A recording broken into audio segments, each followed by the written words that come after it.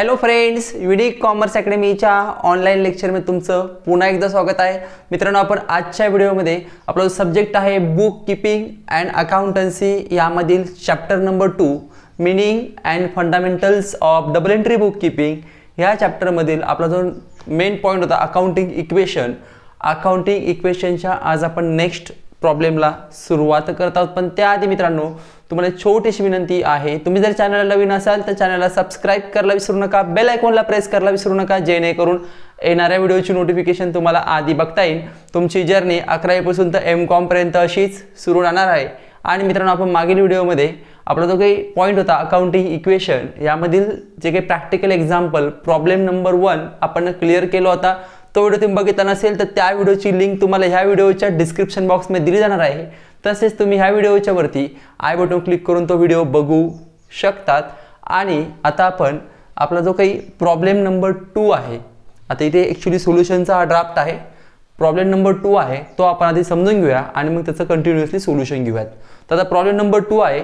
आता problem number 2 आपलं जे काही टेक्स्ट बुक आहे त्या टेक्स्ट बुकमधील पेज नंबर 34 पान नंबर 34 वरील 2 नंबरचा प्रॉब्लेम आहे. जे काही पेज आहे आपला प्रॉब्लेम आहे तो तुम्हाला बोर्डवर डिस्प्ले केलेला आहे, तुम्ही बोर्डवर बघू शकता. आणि तुमच्याकडे पुस्तक असेल तर तुम्ही बुक्समध्ये सुद्धा ते बघू शकतात.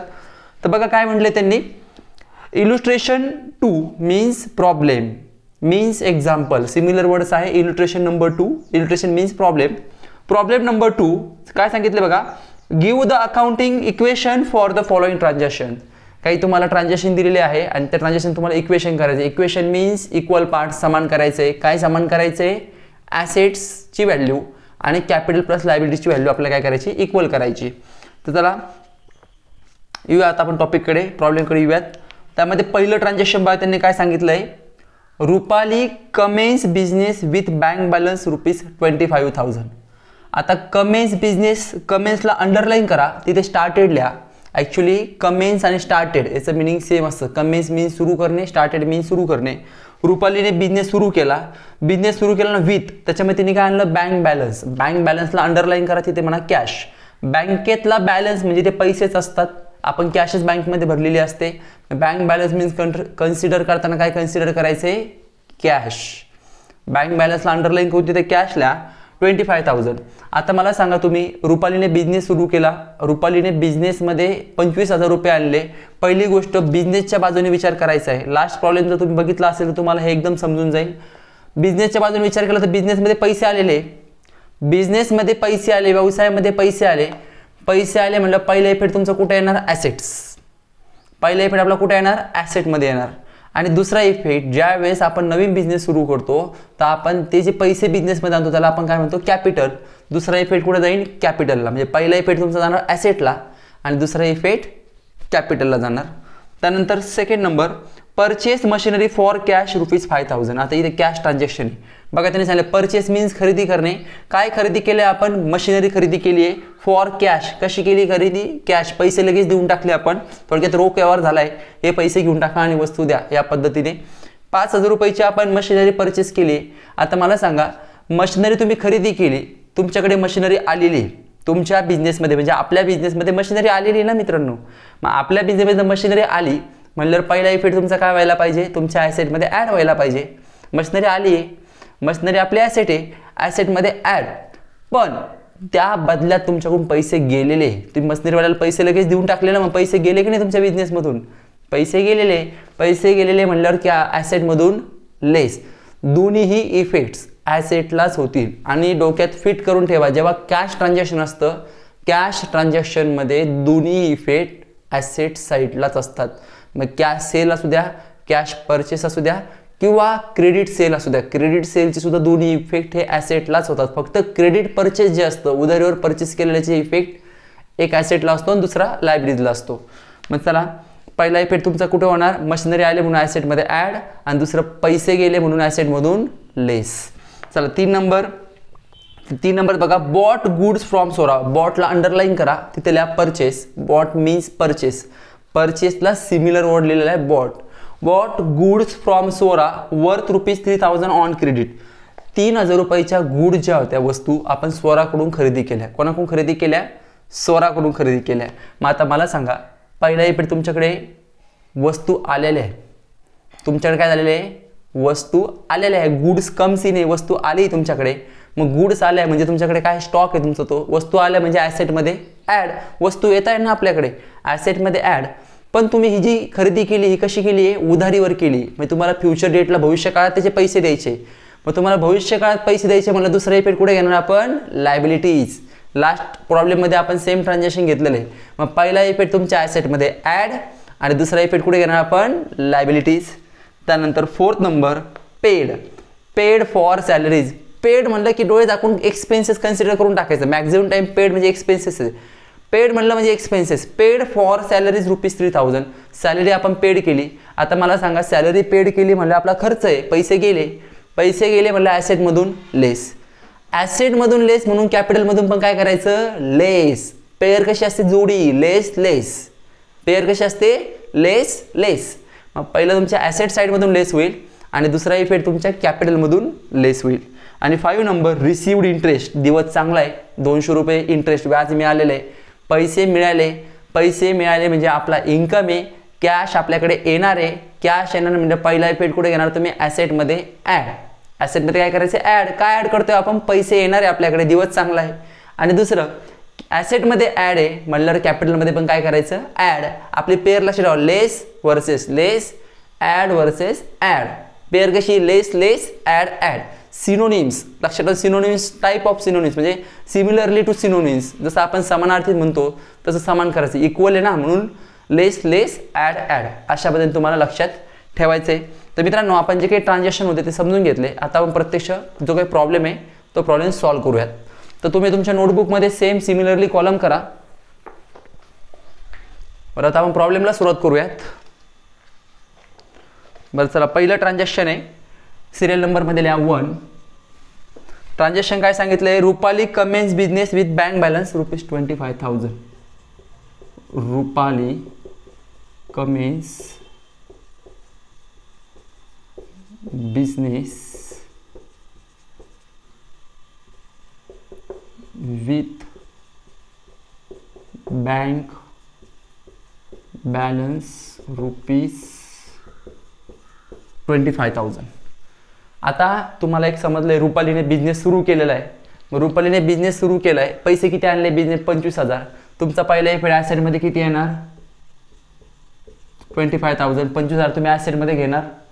त्यानंतर इज इक्वल टू सिम्बॉल तसंच कॉपी पेस्ट करा. लायबिलिटीमध्ये काही येईल का, नाही. मग लायबिलिटी घेणार 0 प्लस. आता तुम्हाला माहिती आहे, जेव्हा आपण बिझनेस सुरू करतो ती अमाऊंट असते, त्या अमाऊंटला आपण काय म्हणतो, कॅपिटल. मग कॅपिटल किती आलं, 25,000. आता बघा, तुम्ही म्हणलं असते तिथे बँक लोन वगैरे दिलं असतं तर आपलं इफेक्ट लायबिलिटीला आला असता. पण इथे फक्त रुपाली ज्या वेळेस व्यक्ती पैसे घेऊन येते, पर्सन पैसे घेऊन येते, त्याला आपण काय म्हणतो, कॅपिटल. आणि जर आपण अदर सोर्सेसनी लोन वगैरे घेतलं असेल तर त्याला ते आपल्याला द्यायचं असतं, पण ती आपली काय असते, लायबिलिटीज असते. मग चला आता इथे टॅली करा.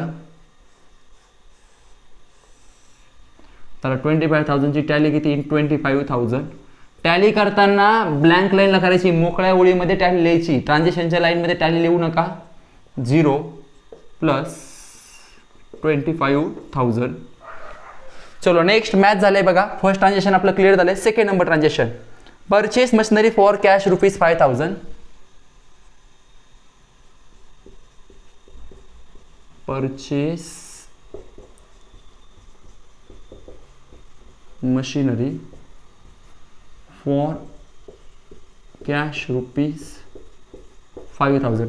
आता मुलांना आपण मशिनरी परचेस केली. मशिनरी परचेस केली म्हटलं मशिनरी आपल्याकडे येणार आहे. मशिनरी काय होणार आहे, आपल्याकडे येणार आहे. मग मशिनरी आपल्याला येणार आहे म्हणल्यावर ॲसेटमध्ये काय करावं लागेल, ॲड. म्हणजे प्लसचं सिम्बॉल द्या. किती ॲड करावं लागेल, 5,000. पहिल्या इफेक्ट क्लिअर, मशिनरी येणार आहे, कमसीने वस्तू येणार आहे म्हणून आपण ॲड केलं. पण त्या बदल्यात आपल्याकडून पैसे जाणार आहे ना, परचेस केल्यावर पैसे कॅश गोज आउट आहे. पैसे जाणार आहे म्हणजे पैसे आपल्याला कॅश असेल म्हणजे लेस करा 5,000. सेम अमाऊंट लेस करा. दोन्ही इफेक्ट कुठे आले आपले, दोन्ही इफेक्ट आपल्या ॲसेटला आले. चला 25 आणि 5 30. 25 प्लस 5,000 30. 30 मायनस 5 25 म्हणजे सेम अमाऊंट परत आपली टॅली इज इक्वल टू 0 आहे तसंच घ्या. प्लस 25 पण इथे 0 0 एका ठिकाणी 0 करा. ओके बघा मॅच झालं का 25 25. Okay done. चलो थर्ड नंबर. थर्ड नंबरचं bought goods from Sora means purchase goods from Sora worth ₹3000 on credit. 3000 रुपयाच्या वस्तू आपण सोराकडून काय केलं आहे, उधारीवर खरेदी केली आहे. मग चला ट्रान्झॅक्शन पहिले लिहून घ्या. Bought goods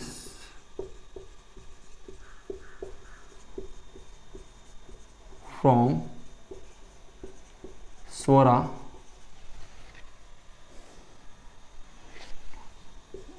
worth